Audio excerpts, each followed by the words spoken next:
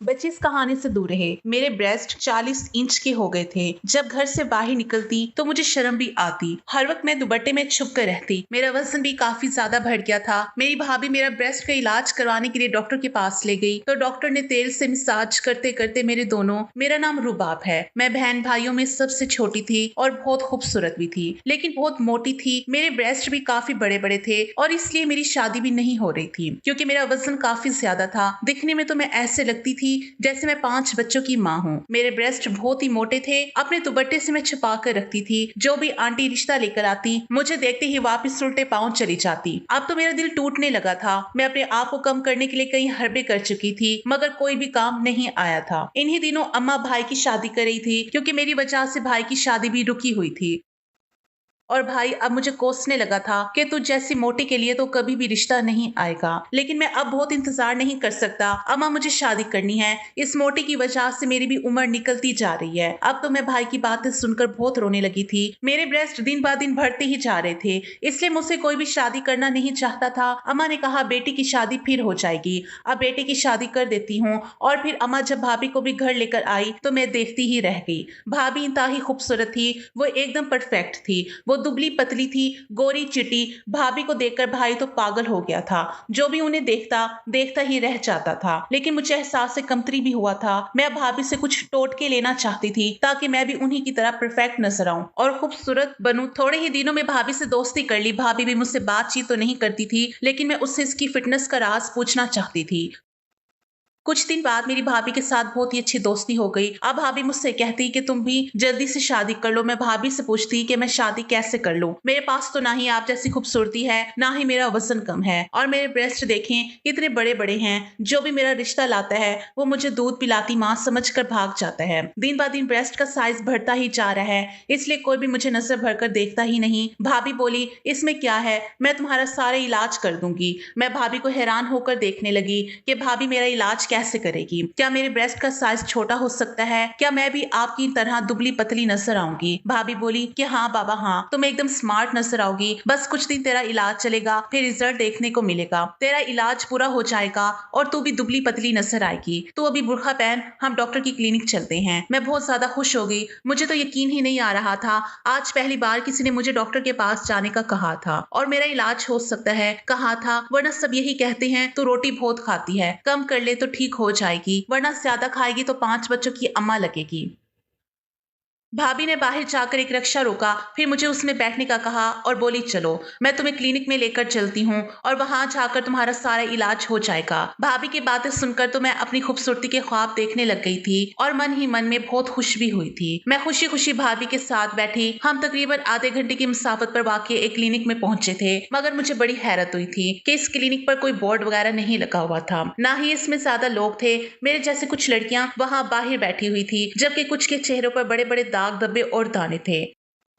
उनको देखकर मुझे अपना आप काफी बेहतर लगा। थोड़ी ही देर के बाद एक लड़की अंदर आई। वो इन सब औरतों को देखने लगी जो कि इस कमरे में बैठी हुई थी। फिर उसकी नजर मुझ पर पड़ी तो उसने अजीब से अंदाज में मुस्कुराते हुए मेरी भाभी को इशारा किया। भाभी ने भी उससे इशारों में ही कुछ कहा। मुझे देखकर बाहर आ गई। वो औरत मुझे देखकर बहुत खुश हुई। भाभी ने मुझे कहा ये औरत जो भी पूछे तुम सीधा सीधा जवाब दे देना, फिर यही तुम्हें बड़ी डॉक्टरनी के पास लेकर जाएगी। और हाँ, जो भी तुम्हें मसला है वो इन्हें बता देना ताकि तुम्हारे इलाज करने में आसानी हो। भाभी की इस बात को सुनकर मेरे दिल में फिर से एक उम्मीद जागी थी कि इससे मेरा मसला हल हो जाएगा। लेकिन मुझे क्या पता था कि मेरी किस्मत बदलने वाली है। भाभी तो मेरी जिंदगी बदल के रख देना चाहती थी और भाभी पर भरोसा करके मैं एक बहुत बड़ी गलती करने वाली हूँ। वो लड़की कमरे में लेकर गई। वहां पर भाभी मौजूद नहीं थी। मुझसे कहने लगी तुम्हारे ब्रेस्ट को नापना पड़ेगा और तुम्हारे वजन को तोलना होगा।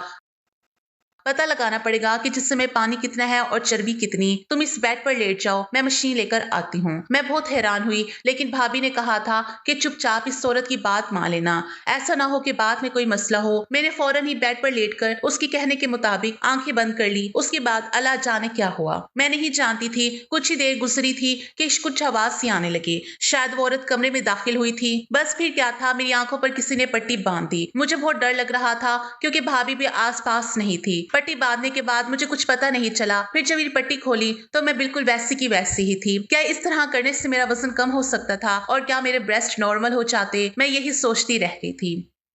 लेकिन मुझ में कोई तब्दीली नहीं आई थी और ये अमल तकरीबन 5 से 7 मिनट का था। अलबत्ता मुझे अपने पूरे जिस्म में जलन सी महसूस होने लगी। मैंने उस औरत से पूछा कि ये क्या था, मेरे साथ तुमने क्या किया है? बोली कि मैंने तुम्हारा अल्ट्रासाउंड किया है। इसमें हैरानगी वाली कौन सी बात है? अल्ट्रासाउंड? मेरे दिमाग में फिर से बातें फिरने लगी। अल्ट्रासाउंड तो उन औरतों का किया जाता है जिनको कोई बच्चे वगैरह का मसला हो, लेकिन मेरा मसला तो कुछ और था। मैं सबसे पहले अपने ब्रेस्ट का साइज कम करना चाहती थी, दिन ब दिन बढ़ता ही जा रहा था, लेकिन यहाँ तो मेरा अल्ट्रासाउंड किया जा रहा था। लेकिन अल्ट्रासाउंड के लिए पेट पर एक खास किस्म का पानी लगाया जाता है और मशीन भी दूसरी होती है। इस औरत ने तो मुझे हाथ तक नहीं लगाया था, फिर ये कौन सा अल्ट्रासाउंड था जो बिना देखे हो गया? मुझे बहुत अजीब लग रहा था। फिर वो मुझे अपने सामने बिठाकर मुझसे बातें करने लगी। बोली कि तुम्हें कब से पता चला कि तुम्हारे ब्रेस्ट का साइज बढ़ने लगा है? तुम खाती कितना हो? मैं सारी बातें जो बोल रही थी वो एक कॉपी पर लिखती जा रही थी। यहाँ तक कि सारी मालूमात मुकम्मल हो गई तो उसने मुझे कहा, अब तुम बाहर आ जाओ और अपनी भाभी को अंदर भेजो। मैं डरते डरते बाहर चली गई। मुझे तो पता नहीं था कि मेरा साइज कम भी हो पाएगा या नहीं। भाभी को मैंने अंदर कमरे में भेज दिया। खुद मैं दरवाजे के बाहर खड़ी हो गई। मुझे दरअसल अजीब लग रहा था कि मैं यहाँ खड़ी रहूं। मैं तभी दरवाजे के करीब जाकर खड़ी हो गई तो मेरे कानों में भाभी और उस औरत की बातों की आवाज़ें आने लगी। तभी मुझे अंदर से हंसने की आवाज आई तो मैं हैरान हो गई कि भाभी की इस औरत से दोस्ती थी या वो उससे जानती थी पहले से ही, क्योंकि इन दोनों की हंसने की आवाजें बाहर तक आ रही थी। खैर मैं कुछ कर नहीं सकती थी। मेरी भाभी ही मेरा सब कुछ थी। भाभी थोड़ी देर के बाद कमरे से बाहर आई। उनका चेहरा बिल्कुल सपाट था। कहने लगी, चलो जल्दी से घर चलो, अब काफी देर हो गई है, तुम्हारा भाई भी आने वाला होगा। मैं उनकी इस हड़बड़ी को समझ नहीं पाई। मैं उसके पीछे पीछे आ गई, लेकिन मैं भाभी से पूछना चाहती थी क्या मेरा इलाज मुमकिन है, लेकिन भाभी तो इतनी जल्दी में थी कि मुझे मौका ही ना मिला। भाभी ने फौरन ही जाकर सड़क पर एक रिक्शा लिया और उसमें बैठ गई। पूरा रास्ता भाभी ने मुझसे कोई बात नहीं की। वो गुमसुम ही रही, शायद अल्फाज का चुनाव कर रही थी मुझसे बात करने के लिए, लेकिन भाभी के सामने मेरी जुबान भी खुल नहीं रही थी। आधे घंटे में घर पहुंचे। भाभी ने रिक्शे वाले को पैसे दिए और वापस भेज दिया। रिक्शे वाला मुझे बड़ी अफसोस भरी नजरों से देख रहा था। लगता था जैसे उसे सब कुछ मालूम हो, जो मुझे बताना चाहता हो। उसने मुझे आवाज भी दी कि रुकिए, बात सुनिए।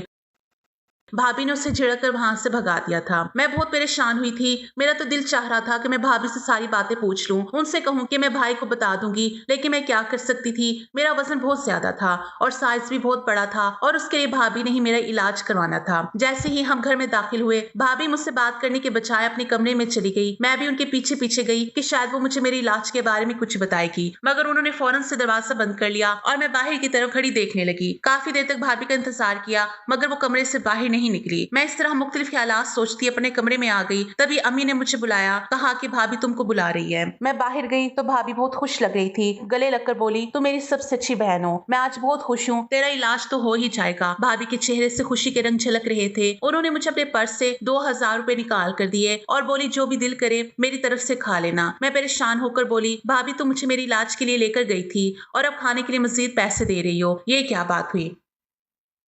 मेरे पूछने पर भाभी हंस पड़ी। हाय, इसमें क्या बात है, तुम खाना पीना आज कर लो, कल से तुम अच्छी तरह से डाइटिंग कर लेना और मैं तुम्हारा इलाज भी करवाऊंगी। और हाँ, इस डॉक्टर ने मुझे दवा भी दी है, इस दवा से 2 हफ्ते में तुम्हारे पेट की चर्बी पिघल कर खत्म हो जाएगी। और एक ऑयल भी दिया, वो ऑयल अपने ब्रेस्ट को लगाकर अच्छे से मसाज करोगी तो जल्द से जल्द इस मसले से भी निजात पाओगी। भाभी की ये बात सुनकर मैं बहुत खुश हुई। अच्छा क्या वाकई मुझे तो लगा था कि इसने कोई खतरे वाली बात की है या यही शायद मैं ला इलाज हूँ, मेरा कोई इलाज नहीं हो सकता। मेरी बात पर भाभी हंस पड़ी और फिर बड़ी ही शैतानी मुस्कुराहट चेहरे पर सजाकर बोली, तुम्हारा इलाज है मेरी जान, बस तुम्हें थोड़ा सा सब्र करने की जरूरत है। भाभी कैसे तासुरात देकर मुझे घबराहट महसूस हो रही थी, मगर फिर खामोश हो गई। हमें पता ही नहीं चला कि मेरा बड़ा भाई भी घर आ गया। मैंने और असद ने खूब मजाक किया। हम लोगों ने बाहर से खाना मंगवाया और खाया। सब कामों से फारिग होकर भाभी मेरे कमरे में आई। उसके हाथ में छोटी सी शीशे की बोतल थी। मेरी तरफ देखते ही बोली, यही वो दवा है जो इस डॉक्टर ने मुझे दी है। अगर तुम इस ऑयल को अपने ब्रेस्ट पर लगाओगी तो ब्रेस्ट की चर्बी पिघल जाएगी। मैंने भाभी से कहा, इससे क्या होगा, ये तो बहुत थोड़ा सा ऑयल है। नहीं, इसी से तो असल असर होगा,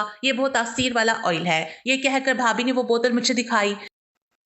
इसमें खास किस्म का तेल था। भाभी ने मुझे बताया कि इस तेल को ब्रेस्ट पर लगाकर थोड़ा मसाज करके रात भर सो जाना है। तुम्हारा वजन कम होने की वजह से तुम्हारे जिस्म में बहुत सारी तब्दीलियां आना शुरू हो जाएंगी। भाभी की बात सुनकर मैं बहुत खुश हुई। भाभी ने कहा कि ये दवा बहुत महंगी है, मैंने तुम्हारे लिए 15,000 रुपए की ली है, तो इसका एहतियात से इस्तेमाल करना। एक कतरा तेल का डालकर मसाज करना, इससे तुम्हें बहुत ज्यादा मदद मिलेगी। मैं भाभी की बात सुनकर बहुत शुक्रगुजार हुई। फिर भाभी को कुछ याद आया। वो बोली, बात सुनो, तुम इस दवा को लगाने के बाद तुम अपने कमरे में ही रहना, कहीं कहीं इधर उधर मत जाना, इससे नींद बहुत आती है। जी भाभी, मैं कहीं नहीं जाऊंगी, आप फिक्र ना करें, पूरा कोर्स करूंगी। हाँ, बहुत अच्छी बात है, चलो अब मैं चलती हूँ, रात बहुत हो गई है। ये कहकर भाभी मेरे कमरे से चली गई और मैं उस शीशी को देखने लगी जो बहुत ही छोटी सी थी। इसमें जैसा लगता था तेल नहीं बल्कि जहर के कतरे हों। मैंने ये सब बोला तो एक अजीब सी बदबू मेरे नाक से टकराई थी। खैर, मैंने दरवाजा बंद किया और इसका इस्तेमाल करने के बाद मैं सो गई। मुझे उस रात बहुत गहरी नींद आई थी। काफी देर मैं सोती रही, बिल्कुल ऐसे ही जैसे कोई बेहोश होता है। सुबह के तकरीबन 10 बजे अम्मा ने मेरा दरवाजा जोर जोर से बजाया। अम्मा की दस्तक सुनकर मैं भी बहुत ज्यादा डर गई थी, क्योंकि ऐसा पहले कभी नहीं हुआ था। उठते ही मेरी नजर घड़ी पर पड़ी तो मैं हैरान रह गई थी कि सुबह के 10 बज रहे थे। हालांकि ऐसा नहीं होना चाहिए था। मैं सुबह के 10 बजे तक आज तक भी नहीं सोई थी। मैंने हमेशा अपनी जिंदगी में एक रूटीन रखी हुई थी। फिर जैसे ही मैंने दरवाजा खोला तो अम्मा की मुझ पर नजर पड़ते ही परेशान होकर मुझे देखने लगी। अरे बेटी, क्या हुआ? तुम तो बहुत जल्दी उठ जाया करती हो, आज ऐसी क्या बात होगी? अम्मा के कहने पर मैं वाकई खुद को हैरत से देखने लगी। मेरे जिस्म से भी बदबू आ रही थी। मुझे लगा जैसे मैं किसी कीचड़ भरे बाजार में सोई हुई हूँ, क्योंकि मेरे कपड़ों से भी अजीब किस्म की बदबू आ रही थी। वो तो शुक्र है कि अम्मा ने इस बदबू को महसूस नहीं किया। मैं नाश्ते पर जाने से पहले नहाने के लिए अपने कमरे में चली गई। नहा धोकर बाहर निकली, अपना तरोताजा महसूस हुआ। इस तरह सोने से मेरे कपड़े पहले कभी बदबूदार नहीं हुए थे, लेकिन आज तो एक अजीब ही मामला मेरे साथ पेश आ रहा था, जिसका सर पैर मुझे नजर न आ रहा था। थोड़ी ही देर बाद मैं नाश्ते पर गई। भाभी मेरे साथ थी। मुझे देख देख कर भाभी बहुत खुश हो रही थी। बोली कि रात को नींद कैसी आई। मैं भाभी को ये भी नहीं कह सकती थी कि मुझे बहुत ज्यादा नींद आई है, बल्कि नशे वाली नींद आई, क्योंकि अम्मा भी साथ बैठी थी और हो सकता था कि अम्मा मुझे इस बात पर भी डांटे कि तुम भाभी के साथ अकेली क्लिनिक में क्यों गई थी। यूं मैं चुप रही। थोड़ी देर बाद भाभी ने खुद ही मुझे अपने कमरे में आने का इशारा किया। मैं जैसे ही उनके कमरे में गई तो वो बहुत खुश थी। बोली कि देखो बहन, वजन एकदम कम नहीं होता, तुम्हें कुछ महीने मेहनत करना पड़ेगी। इस तेल का बाकायदगी से इस्तेमाल करना होगा, लेकिन इससे पहले तुम्हारा एक जगह टेस्ट करवाना चाहती हूँ। इस टेस्ट के बाद ज्यादा अच्छे से पता चलेगा कि तुम्हें कौन सी दवा की जरूरत है। तुम तो जानती हो तुम्हारा मोटापा खतरनाक हद तक बढ़ चुका है। अब तुम किसी से शादी करोगी तो वो तो तुम्हें अपनी माँ के बराबर समझेगा, क्योंकि तुम्हारा वजन बहुत ज्यादा है। ये बात सुनकर मैं डर गई। मैंने कहा भाभी, आपने जो टेस्ट भी करवाना है मैं आपके साथ चलने को तैयार हूँ, लेकिन खुदा के लिए मेरे मोटापे का कुछ करें। भाभी ने भी डॉक्टरी का कोर्स किया था, इसलिए मुझे उन पर बहुत ज्यादा भरोसा था। भाभी ने कहा क्या शाम को चलेंगे? शाम को मैं तैयार होगी। भाभी ने इसी तरह एक रिक्शे वाला बुलाया और मुझे लेकर इस क्लिनिक चली गई। मैं इसी वजह से पूरी इत्मीनान थी, क्योंकि मैं पहले भी एक बार यहाँ आ चुकी थी। भाभी बोली तो इसी तरह कुर्सी पर बैठ जाओ, मैं थोड़ी देर डॉक्टर साहबा को लेकर आती हूँ। मैं कुर्सी पर बैठी थी। डॉक्टर साहबा चंद मिनट बाद तशरीफ ले आई। फिर उनके आते ही मुझे पसीने आने लगे और वो बुरी तरह हंसने लगी और कहने लगी स्मार्ट लग रही हो। जबकि मैं हैरान थी कि ऐसा तो किसी ने आज तक नहीं कहा था कि मैं पतली लग रही हूँ। क्या ये लोग मुझे बेवकूफ समझ रहे थे? मैंने देखा उस औरत के हाथ में कपड़े थे जो नई और जदीद तर्ज के लग रहे थे। उस औरत ने वो कपड़े भाभी को दिए। भाभी ने उससे कपड़े लेकर मुझे दिए और बोली जाओ जाके गुस्ल खाने में ये कपड़े तब्दील करके आओ, इसी में तुम्हारा चेकअप होगा। मैंने कपड़े देखे तो वो किसी दुल्हन के जैसे कपड़े थे। लग ही नहीं रहा था कि उन कपड़ों में मेरे चेकअप का कोई बंदोबस्त होगा, क्योंकि ये कपड़े हॉस्पिटल के हरगिज ना थे। मैं हॉस्पिटल के कपड़ों से वाकिफ थी। वो तो पहनने में आरामदाह होते हैं, जबकि ये कपड़े बहुत ज्यादा चमकीले भड़कीले थे। मैं हैरत ज़दा निगाहों से भाभी को और उस लड़की को देखने लगी। अरे जाओ पहन कर आओ ना, मैं तुम्हारा इंतजार कर रही हूँ। मेरे पास इतना वक्त नहीं है और भी मरीज हैं। ये कहकर गुस्ल खाने में गई। वहां जाकर वो कपड़े तब्दील करके बाहर आ गई। वो कपड़े मुझे पूरे थे, वरना अमूमन मुझे इस तरह के कपड़े कभी पूरे ना आते थे। वो औरत मुझे कपड़े पहनाकर एक कमरे में लेकर गई। मुझसे कहने लगी कि तुम यहीं थोड़ी देर बैठी रहो और हाँ, तुमने सामने इस शीशे को देखना है, हिलना जुलना नहीं है। मैं उस औरत की हिदायत पर अमल करने लगी। सामने ही बहुत बड़ा शीशा रखा हुआ था जिसमें देख रही थी। यहाँ बैठे मुझे काफी देर गुजर गई थी। फिर आहिस्ता आहिस्ता मुझे नींद आ रही होगी। अब मुझे कुछ होश ही ना रहा। जब मुझे होश आया तो मेरा अंग अंग दर्द कर रहा था। मुझसे उठकर बैठा भी नहीं जा रहा था। मेरी पूरी बॉडी ढीली हो चुकी थी। बहुत मुश्किल से मैं उठकर बैठी थी और लड़खड़ाती हुई पाँव से चलकर बाहर आई थी। जहाँ पर भाभी और डॉक्टर ने हंस हंस कर बातें करे थे, मैंने सीधे जाकर उनसे सवाल किया कि या मेरा कौन सा इलाज करे हैं जो मुझे इतनी दर्द हो रही है और मैं बार बार क्यों बेहोश हो रही हूँ। मैं अपनी बात सख्त लहजे में पूछ रही थी, लेकिन भाभी और डॉक्टर मेरी बातें सुनकर एकदम हैरान हो गई। फिर कुछ संभलते हुए भाभी कहने लगी, डरने की कोई जरूरत नहीं है। मेरी जान तुम्हारे जिस्म का थोड़ा सा मसाज किया है और इसलिए ताकि तुम्हारे जिस्म से चर्बी पिघल कर बाहर आ जाए। ऐसा करने से ही तुम्हारा वजन घट सकता है। भाभी की इस तरह की बातें सुनकर मैं एकदम पुरसकून हो गई। मुझे सिर्फ अपना वजन घटाना था कि मैं भाभी की तरह खूबसूरत दिखूं, इसलिए भाभी की हर बात पर भरोसा करती जा रही थी। लेकिन मुझे उन पर शक भी हो रहा था, लेकिन मैं चाह कर भी उनको कुछ ना कह सकती थी, क्योंकि मैं जानती थी अगर मैं उनसे कुछ भी उल्टा सीधा कहूंगी तो भाभी भाभी मेरा इलाज नहीं करेंगी। इसलिए ये सोचकर मैं खामोश हो गई थी। फिर मैं भारी दिल के साथ घर चली गई थी, लेकिन घर जाने से पहले कपड़े और मेकअप उतार के गई थी ताकि अम्मा को इस बात पर शक ना हो। लेकिन क्लिनिक से जाने के बाद भी मुझे कमजोरी महसूस हो रही थी। मेरे जिस्म में भी काफी ज्यादा दर्द था, जिससे मैं ये बात अम्मा से नहीं कह सकती थी। इतनी ज्यादा मुझे नींद भी आ रही थी, इसलिए कमरे में जाकर फिर से सो गई। मेरी अम्मा मुझे इस हालत में देखकर परेशान होने लगी थी और सुबह जब मैं उठी तो मुझसे पूछने लगी कि क्यों, क्या हुआ है, तुम्हारी तबीयत कुछ ठीक नहीं लग रही है, मुझे कोई बात है तो बताओ मुझे। माँ तो माँ होती है, बच्चे की हर तकलीफ को समझ आती है। लेकिन मैं ये बातें अम्मा को बताकर उनको परेशान करना नहीं चाहती थी। कुछ भी नहीं, बस कुछ थकावट महसूस हो रही है इसलिए। लेकिन ऐसी कोई बात नहीं जिससे आप परेशान हो, मैं बिल्कुल ठीक हूँ। कुछ दिन ऐसे ही गुजर गए। मैं हर रात इस ऑयल का मसाज करके सोती, लेकिन इससे मुझे कुछ भी फर्क महसूस नहीं हो रहा था। लेकिन इस दवा से मुझे बहुत ही बेहोशी वाली नींद आ जाती। इसके बाद जो भी मेरे साथ होता वो मुझे कुछ भी याद नहीं रहता था। जब सुबह हुई तो मेरा पूरा जिस्म दर्द कर रहा था। फिर अगले दिन भाभी बहुत खुश दिखाई दे रही थी और मुझसे कह रही थी कि तुम तो थोड़ी दुबली नजर आ रही हो, चलो डॉक्टर से मिलकर आते हैं ताकि तुम्हें और कुछ दवा दे दें ताकि तुम जल्दी से जल्दी दुबली पतली नजर आओ। भाभी की बातें सुनकर मुझे तो अपने जिस्म में कुछ फर्क महसूस नहीं हो रहा था। वो मुझसे झूठ क्यों बोल रही थी? मुझे भाभी पर शक हो रहा था, इसलिए उनको पकड़ना चाहती थी कि भाभी मेरे साथ क्या कर रही थी। मैं भाभी के साथ क्लिनिक जाने के लिए मान गई। जब भाभी मुझे क्लिनिक लेकर गई तो मुझे फिर से वही दुल्हन वाले कपड़े पहनने को दिए और मुझे अच्छा सा मेकअप भी किया। मैं मौके का फायदा उठाकर मोबाइल में वीडियो ऑन करके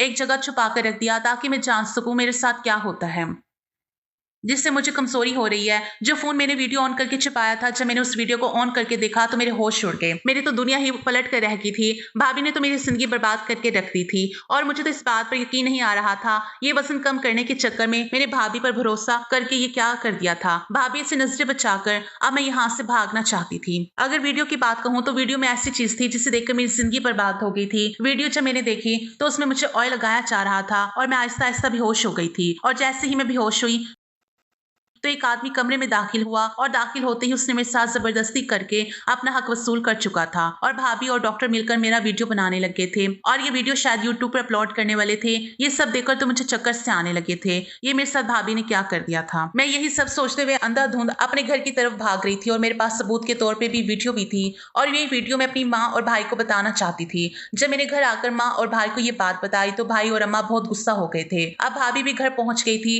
लेकिन भाभी मुझे क्लिनिक में ना पाकर घबरा गई थी। लेकिन भाभी के घर पहुंचने से पहले मैं भाभी की सच्चाई माँ और भाई को बता दी थी। भाभी के घर आते ही भाई ने उनके मुंह पर थप्पड़ रसीद किया था। तो फिर भाभी चीखती हुई बोली, क्यों मुझ पर हाथ उठा रहे हो? भाई ने भी चीख कर कहा, ये तुमने क्या किया है मेरी बहन के साथ? मैं अब तुम्हें एक लम्हे के लिए भी इस घर में नहीं रख सकता, इसलिए मैं तुम्हें तलाक देता हूँ। 3 बार तलाक देने के बाद इतने में पुलिस भी आ गई थी। पुलिस आते ही भाभी को गिरफ्तार करके लेकर चली गई थी और जो भी उसके पास था वो सब पुलिस ने डिलीट कर दिया था। भाभी जिनके साथ मिलकर ऐसा काम कर रही थी, पुलिस ने भाभी की मदद से उनके ग्रुप वालों को गिरफ्तार कर लिया था। मैं वाहिद लड़की नहीं थी जो भाभी ने मेरे साथ ऐसा किया था। मेरी जैसी कई लड़कियां थी जिनकी भाभी ने जिंदगी बर्बाद कर रख दी थी। पुलिस को भाभी लेकर चली गई थी, लेकिन मेरी जिंदगी तो बर्बाद होकर रह गई थी। अब मैं कुंवारी नहीं थी, अब मेरा कुंवारापन छीन चुका था। अब कौन मुझसे शादी करता? मैं और अम्मा गले मिलकर फूट फूट कर रोती थी। जो मेरी किस्मत में था वो मेरे साथ हो गया था, इसलिए अपने घर वालों को बताए बगैर कोई भी काम करना नहीं चाहिए था। हर बात अपनी माँ से शेयर करनी चाहिए ताकि आपको जिंदगी जीने में आसानी हो। आज की कहानी आपको कैसी लगी कमेंट करके जरूर बताइएगा और अच्छी लगी तो लाइक और शेयर जरूर कीजिएगा।